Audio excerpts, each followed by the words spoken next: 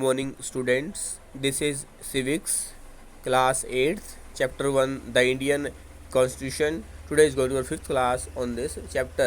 अब तक हमने समझा जो संविधान है वो एक ऐसा दस्तावेज है जिसमें देश के शासन को सुचारू रूप से चलाने के लिए नियम दिए हुए होते हैं और भारत का संविधान दुनिया का सबसे बड़ा लिखित संविधान है और ये न केवल देश के लोगों की उनके द्वारा चुने गए प्रतिनिधियों की ज़्यादती से रक्षा करता है, बल्कि देश के लोगों की आपस में भी एक व्यवस्था करता है जिसमें जो बहुमत प्राप्त लोग हैं, जो बहुसंख्यक लोग हैं, वो अल्पसंख्यक लोगों के साथ बुरा व्यवहार नहीं कर सकते।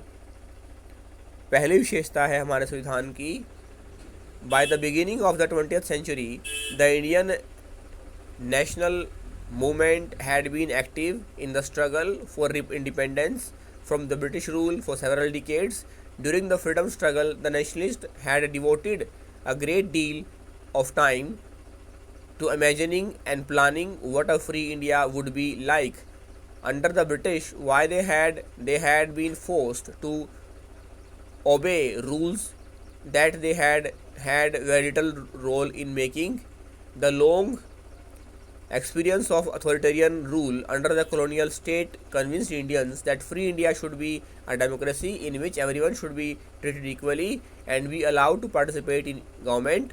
What remained to be done then was to work out the ways in which a democratic government would be set up in India and the rules that would determine its functioning. This was done not only by one person but by a group of around 300 people who became members of the Constituent Assembly in 1946 and who met periodically for the next 3 years to write India's Constitution.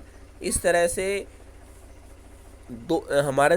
हमारे देश के संविधान को निर्माण करने वाली संविधान सभा कॉन्स्टिट्यूंट असेंबली, जिसमें 299 सदस्य थे, वो समय समय पर मिलते रहे और उन्होंने इस तरह के संविधान का निर्माण किया कि जिसमें जो सरकार है वो अपनी ज़्यादती न करे और जो लोग हैं देश के उनको सबको समान अधिकार दिए जाएं।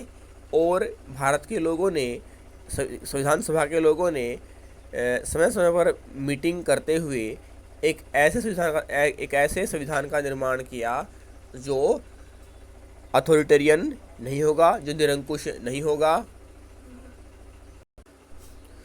लोकतांत्रिक सरकार होगी, डेमोक्रेटिक गवर्नमेंट होगी और लोगों को अपने जो प्रतिनिधि हैं उनको चुनने का अधिकार होगा और सार्वभौमिक वयस्क मताधिकार की व्यवस्था होगी। लोगों को 6 मौलिक अधिकार दिए जाएंगे। The members of the Constituent Assembly had a huge task before them. The country was made up of several different communities who spoke different languages, belonged to different religions, and had distinct cultures. Also, when the constitution was being written, India was going through considerable turmoil. The partition of the country into India and Pakistan was imminent. Some of the princely states remained undecided about their future, and the socio-economic condition of the vast mass of people appeared dismal.